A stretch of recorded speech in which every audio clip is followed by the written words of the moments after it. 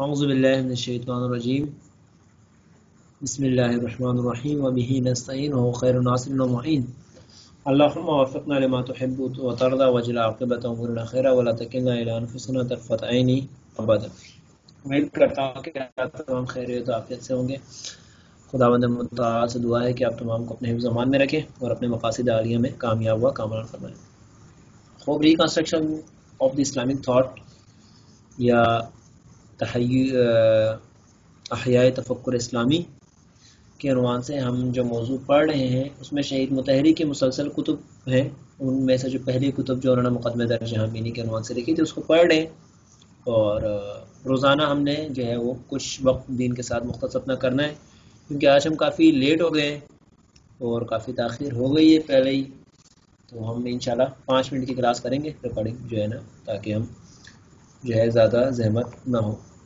تو شروع کرتے ہیں کلاس۔ ہم نے گزشتہ درس میں جہاں تک پڑھا وہ یہ تھا کہ سطح آگاہی جو ہوتی ہے اس کے لحاظ سے انسان کے مقاصد بنتے ہیں، تو میرا خیال سے آپ کو یہ یاد ہوگا، ٹھیک ہے، کہ جتنی سطح آگاہی بڑھے گی انسان کی، اس کے مقاصد، اس کا دائرہ زندگی، اس کے اہداف وہ بھی کیا ہوں گے، اسی حساب سے بڑھ جائیں گے، ٹھیک ہے۔ اب جتنی سطح آگاہی کم ہوگی انسان کا جو ہے وہ مقصد و منزل و ہدف خواہشات بھی اسی حساب سے کم ہوتی ہیں۔ تو ہم نے پھر جو ہے نا ہم نے کہا اس کے ضمن میں کہ اسی سے ہمیں یہ بات بھی کلیئر ہو گئی کہ انسان کے مقاصد و اہداف کیسے بنتے ہیں، کہا کہ اس کے سطح آگاہی سے بنتے ہیں، کہا اس کے متعدد مثالیں تھیں، جس یونیورسٹی میں آپ جاتے ہیں، آپ ایک فیلڈ سوچ کے جاتے ہیں لیکن وہ آپ کو دوسرا دوست اس طرف رہنمائی کرتا ہے کہ یار اس فیلڈ میں زیادہ کام ہے، تو پھر آپ کی آگاہی بڑھتی ہے، آپ اس فیلڈ میں چلے جاتے ہیں، ٹھیک ہے۔ جب تک آپ دیہات میں ہوتے ہیں آپ تھوڑا بہت سوچتے ہیں، یا بعض لوگ پیسے کے بارے میں نہیں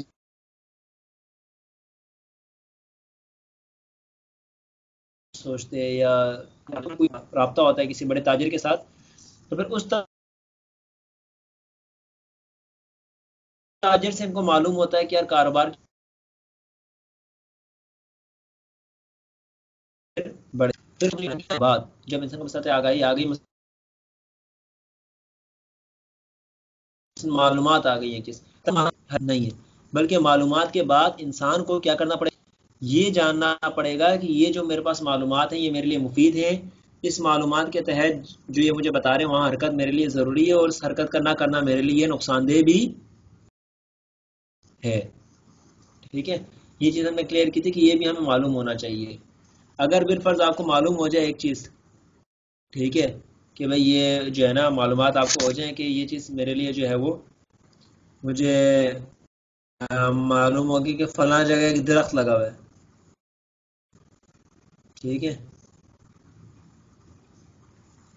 ٹھیک ہے، تو وہ جو ہے مثلا ایک جگہ آتا ہے کہ انسان جو ہے وہ کہتا ہے کہ مجھے پتہ لگی کہ فلاں جگہ درخت ہے، لیکن یہ درخت اس کے لیے حرکت کا باعث نہیں بنتا، کیوں؟ کیونکہ اس کو معلوم ہے یہ درخت ہے، لیکن اس کو اس جو معلومات کے بارے میں اس کے پاس درخت کی آ گئی ہے، اس کے لیے وہ ضروری کو اپنے لیے نہیں سمجھتا، یا اس میں کوئی نقصان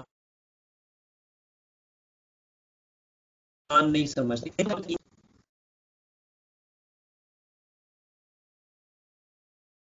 معلومات ہوتی ہیں یہ آپ کے اندر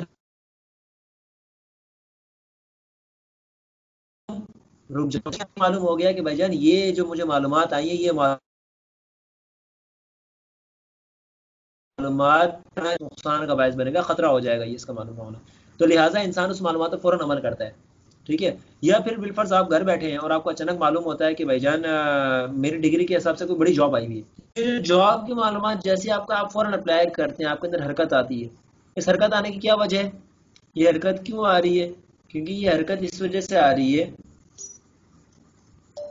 یہ حرکت اس وجہ سے آ رہی ہے کہ یہ حرکت جو ہے نا آپ کو پتہ لگ رہا ہے کہ یہ جو مجھے معلوم ہو گیا یہ میرے لیے ضروری ہے، مجھے فائدہ دے گی، کہ اس نفع کی وجہ سے جو ہے آپ حرکت کر رہے ہیں اس طرف۔ اگر آپ کو نہ معلوم ہو، اس میں اپنے لیے نفع نظر نہ آئے تو پھر آپ نہیں کرتے۔ جیسے بالفرض جاب کے معاملے میں آپ کی 1 کروڑ روپے کی جاب لگی ہوئی ہے، لاکھوں روپے کی، ٹھیک ہے، اس لاکھوں روپے کے جاب کے درمیان آپ کو معلوم ہوتا ہے کہ یار ایک جگہ جاب آئی ہوئی ہے 20,000 روپے کی، یہ معلومات آپ کو معلوم ہوگی لیکن آپ کے اندر حرکت ایجاد نہیں کرتے. حرکت کب ایجاد ہوگی؟ جب ایسی معلومات آپ کے پاس آئے جس کے ساتھ آپ کو یہ بھی ساتھ ساتھ آگاہی آئے کہ اس معلومات میں میرے لیے کیا ہے، فائدہ ہے، نفع ہے، یا میرے لیے بہت زیادہ ضروری ہے. اگر یہ معلوم نہ ہو تو بھی عمل نہیں کرتا. جیسے انسان اپنے والدین کے ساتھ کہیں جاتے ہیں، والدین یا کوئی بیمار ہو جائے، انہیں پتہ لگے یار آکسیجن جو ہے نا، ان کو اب آکسیجن کی کمی ہو رہی ہے، تو انسان کو یہ معلوم ہونا کہ فلاں جگہ آکسیجن، انسان فوراً حرکت کرتا ہے، کیونکہ اس کی یہ معلوم ہو جاتا ہے کہ یہ آکسیجن میرے والدین کے لیے فوراً کیا ہے، سب سے زیادہ ضروری ہے. لہٰذا انسان کے اندر جو حرکت چیز ایجاد کرتی ہے، وہ حرکت سطح آگاہی کے ذریعے ہوتی ہے. کتنی بڑی حرکت کرے گا، کتنے بڑے منزل کی طرف جائے گا، کتنے بڑے مقصد کی طرف جائے گا، ان سب کا دار و مدار کس کے اوپر ہے؟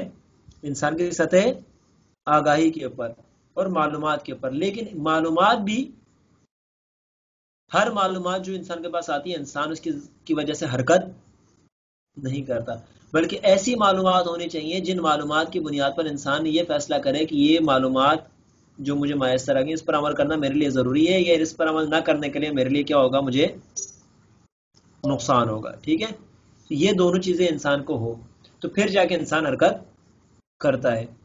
ٹھیک ہے، تو یہ انسان کی حرکت کی بنیاد ہے سطح آگاہی. اور انسان اور حیوان کے درمیان جو بنیادی فرق بتا رہے تھے ہم، وہ کیا بتا رہے تھے کہ انسان کے درمیان سطح جو سب سے بنیادی فرق آتا ہے وہ کس بنیاد پر آتا ہے انسان کی حیوانات کے ساتھ، کہ کھانے پینے کے معاملات میں تو انسان ایک جیسا ہی ہے. ٹھیک ہے، کھانے پینے کے معاملات میں انسان ایک جیسا ہے. شہید فرماتے ہیں کہ کھانے پینے کے معاملے میں سب چیزوں میں ایک جیسا ہے. جو مین بنیادی فرق ہے وہ ہے اس کے ایک ادراکات اور ایک رجحانات. یہاں رجحانات کی جگہ آپ لکھ سکتے ہیں مقاصد، اہداف، یا کچھ بھی لکھ سکتے ہیں. لیکن مقاصد و اہداف کا دار و مدار کس چیز کے اوپر ہوتا ہے؟ ادراکات کے اوپر. یہی فرق انسانیت کا معیار اور انسانی تمدن و ثقافت کا بھی کیا ہے؟ سر چشمہ ہے. اب انسانی تمدن و ثقافت کا سر چشمہ یہ ادراکات اور رجحانات کیسے ہیں، یہ انشاءاللہ اگلے 2-3 لیکچر کے بعد آپ کو یہ معلوم امید کرتے ہیں کہ ہو جائے گا. ٹھیک ہے، اب شہید آگے فرماتے ہیں کہ عام طور پر جاندار نعمت سے بےرحمان ہے کہ اپنے آپ اور باہر کی دنیا کو جان سکتے ہیں. جاندار اپنی آگاہی اور شناخت کے تحت اپنی انسان بھی دوسرے جانوروں کی طرح خواہشات اور آرزوؤں کا حامل ہے، لہٰذا یہ اپنی معرفت کے مطابق ان تک پہنچنے کی جدوجہد کرتا ہے. لہٰذا دوسرے جانداروں کے ساتھ یہ فرق، اس کی آگاہی و معرفت کا دائرہ بہت وسیع اور اسی طرح اس کی خواہشات اور آرزویں بھی اعلیٰ و عرفہ ہے. یہی چیز انسان کو ممتاز کرتی ہے، عظمت ادا کرتی ہے اور دیگر جانداروں سے جدا کرتی ہے. تو یہ مین ٹاپک ہے. یعنی دیکھیں، شناخت اپنے بارے میں، حرکت، یہ سب جانور بھی کرتے ہیں، ان کے پاس بھی آگاہی اتنی ہوتی ہے، انہیں معلوم ہوتا ہے چیز میرے فائدے کی ہے، نقصان دہ. تو پھر انسان کا فرق کیسا پڑے گا؟ سطح آگاہی کا وسیع ہونا اور جد و جہد کا وسیع ہونا اور مقاصد و اہداف کا وسیع ہونا. ٹھیک ہے، اب آگے ہم بتائیں گے کہ حیوان کی جو تنگی ہے نظریے کے اندر، وہ کس بنیاد پر ہے، کس چیز کی وجہ سے. ٹھیک ہے، تو انشاءاللہ نیکسٹ لیکچر میں کل جو ہمارا درس ہوگا 10 منٹ کا، ٹھیک ہے، اس میں ہم یہ کوشش کریں گے کہ یہ بھی ہمیں معلوم ہو سکے کہ کتنے دائرے میں حیوان مقید ہے. ٹھیک ہے، انشاءاللہ دعاؤں میں یاد